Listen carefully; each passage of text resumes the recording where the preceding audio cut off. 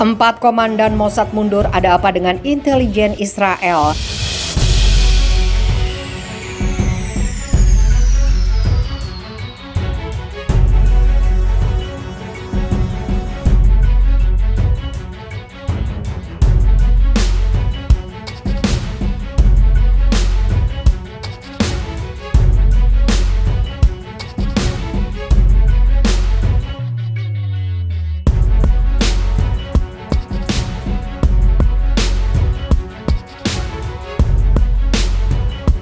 Komandan Divisi Operasi Khusus Mossad yang tidak disebutkan namanya telah mengundurkan diri. Dia adalah komandan keempat yang meninggalkan Badan Intelijen Israel tersebut dalam 7 bulan sejak David Barnea menjadi direkturnya pada Juni 2021. Menurut laporan media lokal Channel 13 pada hari Minggu, komandan terbaru mengundurkan diri setelah Barnea diduga mengatakan kepadanya bahwa dia dan pejabat lainnya telah menjadi beban bagi organisasi.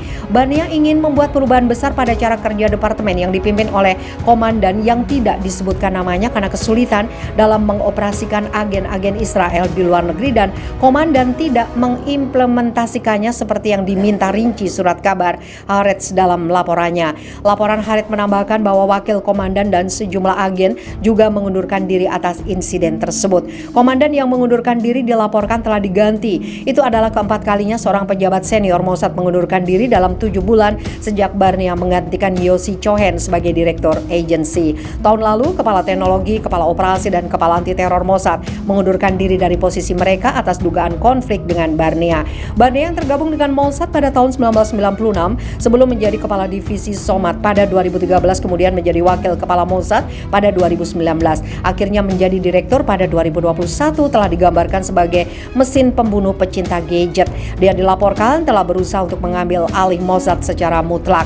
Mossad kembali ke kode diam mutlak, mengancam baik agen saat ini dan mantan berbicara kepada media tentang operasinya. Setelah ditunjuk sebagai direktur badan tersebut oleh mantan Perdana Menteri Israel Benjamin Netanyahu pada bulan Juni lalu, Barnea memilih Iran sebagai prioritas utama, menuduh negara itu membuat kemajuan konstan menuju program senjata pemusnah massal. Tantangan keamanan kami sangat besar dan di daftar teratas adalah Iran, katanya.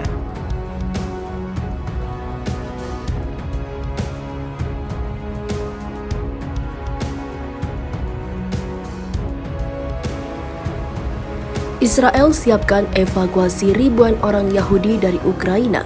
Perang segera pecah? Pejabat tinggi di Israel dikatakan sedang mempersiapkan skenario di mana mereka akan menerbangkan puluhan ribu orang Yahudi dari Ukraina jika terjadi invasi Rusia. Kabar tersebut diungkapkan surat kabar lokal terkemuka Haaretz di tengah tuduhan Barat yang terus-menerus bahwa Rusia dapat merencanakan serangan habis-habisan ke Ukraina. Dalam laporan pada Minggu, Haaretz mengklaim perwakilan dari beberapa kantor pemerintah Israel telah bertemu selama akhir pekan untuk membahas resiko komunitas Yahudi di Ukraina yang berpotensi terjebak dalam konflik.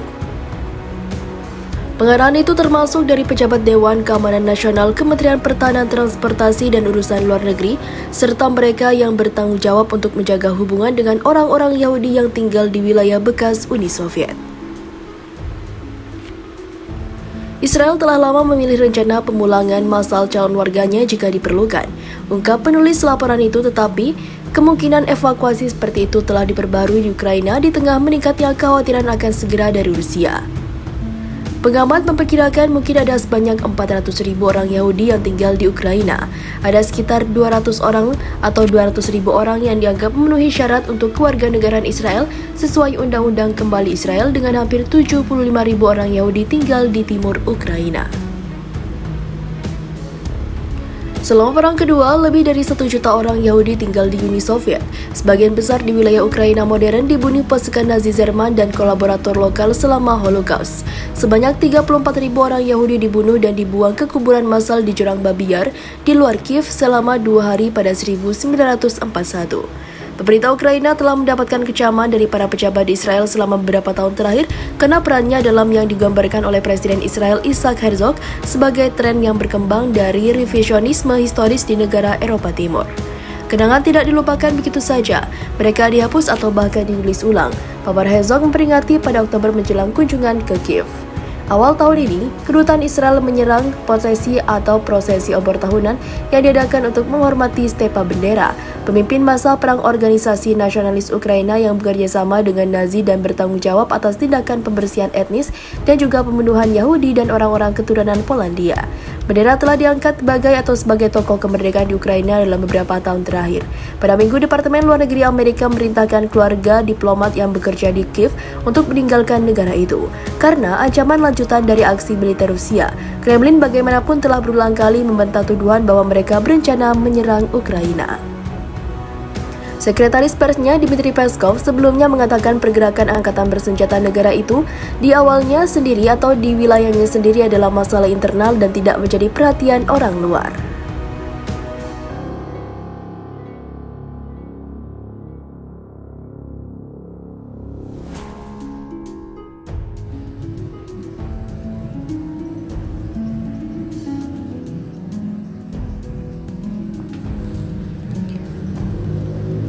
Gara-gara unggah video TikTok, tentara Israel dipenjara 10 hari.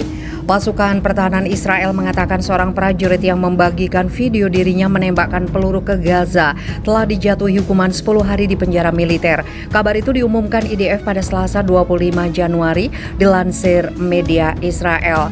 Perilaku tentara dalam video tidak sesuai dengan norma yang diharapkan dari tentara dan komandan, ungkap pernyataan IDF dikutip The Times of Israel. Petugas IDF menyimpulkan penembakan itu tidak sesuai peraturan tembakan terbuka.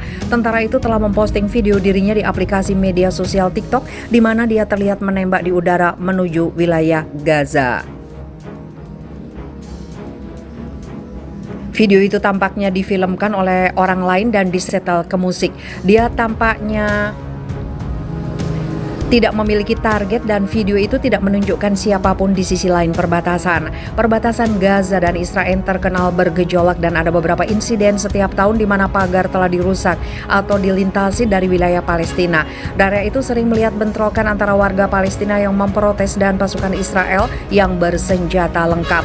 Lusinan orang terluka pada Agustus ketika orang-orang berdemonstrasi menentang blokade Israel di dekat pagar perbatasan Gaza yang memicu tembakan dari IDF. Banyak warga sipil Palestina yang tewas saat bentrok dengan pasukan Israel yang melepaskan peluru aktif ke arah pengunjuk rasa.